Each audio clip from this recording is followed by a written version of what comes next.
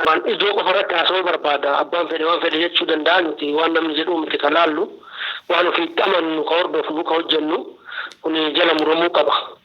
Hiikaa namni kennuufis ka abbaan saniiti malee kennaa miti. Nuti haga ofii kennaa karaa sirriirra jiraachuu of amannetti gahaadhaa jennee ilaalla. Namni immoo akka nu hubatu immoo barbaanna kun gaabii hin qabu. Waan tokkummaa Oromoo jarma Oromootiif hojjechuudha jarmeen inni caala hojjetee jiraate as ba'ee waa ibsu. Akkuma ibsin jedhe paartii biyyoolessa Oromiyaadhaa yeroo utumni jarma Oromoodhaa sadiirraa utumne kun ilaallamuudha qaba. Lammaffaa inni gahaadha jenneen teenne jarmoota amma Oromoon hin qaba jedhu walitti illee qaarii nuti goone miidiyaa irratti ibsinee jirra. Tattaaffii nuti goone immoo Oromoo qalbii isaa kaaraarra kana kafaca'e kana maqaa jarmaatiin ka inni itti rakkataa jiru kana qooda nurraa eegamu haa goonu jennee kaka'umsa mataa keenyaa fudhannee jarmoota lamaan amma gamtaadhaaf olii haasa'aa turre san hunda wajjin yeroo kana hunda kadhamaa turre kaka'umsa mataa keenyaatiin abbaan kana dirqiin nu geessillee nu gaafatellee hin jiru hin barbaachisaa jennee waa itti amannee fi kuni hiikaa tokkummaa Oromootiif inni qabu gargaarsa tokkummaa Oromootiif inni qabu humna qabsoo Oromoodhaa sassabuu keessatti qooda inni qabu waan hubannuu fi warra amma namni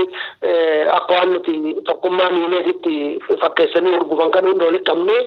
sadarkaa sanirraan geennee jechuudha nuti qulqullinaan jarma Oromootiif hojjetaa turre namni irra keenya dhama yoo jiraate of ibsuu danda'a Oromoon argaa Oromoo fuuldura jira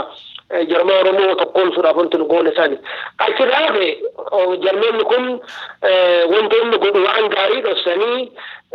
ganda fakkeessuu naannoo tokkorratti akka waan inni xiyyeeffatee fakkeessanii oolanii kuni kasaaraa malee bu'aan inni fidu tokkollee namni waa takka kanarraa galuun hin jiru nuti Oromiyaa keessatti eessa akka sochoonu namni hin beeka. Bakka hundummoo keessa humna socho'uudhaa ittiin qabdu kun waan jala muramuu qabu kana kakachuu hin dandeenyu jechuudha. Ani wanti bu'uudhaan itti amanu tokko gandummaa maalummaa jedhan kana nuti baay'ee kana dhaga'uunee hin barbaannu gandummaa jedhee namni nama himullee jiraate ofiiyyuu hiikkaan gandaa nama hin galleef jennee ilaalla. Ani arsii ta'uu yeroo baay'ee akka Oromootitti akka itti boonu yeroo baay'ee ibsee jira. Kan arrabsoo gatti fakkaatu jiraate gowwaadha inni shawummaan anaaf boona wallagummaan anaaf boona hararummaan anaaf boona gosti hundumtu Oromoodha anaaf madda boonaati otoo isaan hin jirre Oromoon hin jiru Oromummaan hin jirtu namni kanaan ganda jedhee yoo jiraate hin galleefi utubaa Oromummaadhaa warra diiguudhaaf hojjetu kuni utubaa Oromummaa kana hin diinnu garuu immoo wanti hundumtuu ka hojjettu asii ol uummata ka jabeessuu fi ijaaru ta'uu qaba. Manni gubbaa gadi ijaaramu jalaa ol ijaaraman akkasitti amannaa gara uummataa galuu fi uummataa salphatti waa hundumaa keessa hojjechuudhaaf nama salphatuun hojjechuun bareedaadha. Kana naannoo hundarratti itti hojjetamuu qabaa jennee ilaallamanii nuti naannoo tokko irrattis xiyyeeffannee hojjennu. Kanaaf namni ani arsii akka gandummaatti jibbee wallagummaa gandummaatti jibbee shawummaa gandummaatti jibbee abaaru Oromummaa isaa akka inni fuudhuuf deemuudhaan galu kanallee nuti irraa dhaanuuf illee hin deemnu. Kun bifa kana odoo hubatamee bareeda ka tokkummaa Oromoo nuti ka jenne ka dubbanne icciitii Oromoo nuti baafne illee hin jiru amma icciitii Oromootti bahee maaloo jedhan kiyyibaa fi shira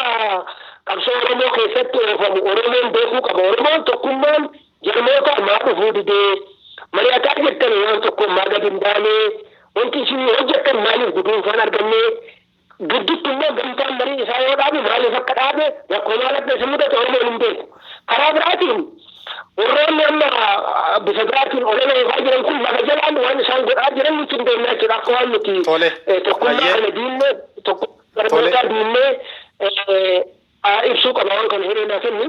tokkummaa jarmootaa akka waan nuti diinneefitti lafa jalaan nama ijaaranii nutti ergaa turan waan isaan nuun jedha hunda akka fudhannu homa isaan nuun jedha qofa fudhannee akka deemnu nama nu beeksisaa turan achiin gabbaanii maqaa keenya kaasanii maqaa paartii kaasanii nuti akka tokkummaa jarmoota hanqisaa jirru lafa jalaan nama duulaa turan jechuudha dhugaa kana Oromoon nuti ka ibsinu miidiyaan qabnu ol baanee ololuu hin barbaanne garummaa dhiibbatee dhufee Oromoon dhugaa beekuu qaba eenyutu maal godhe ka jedhu Oromoo hubannoo argachuu qaba waan ta'eef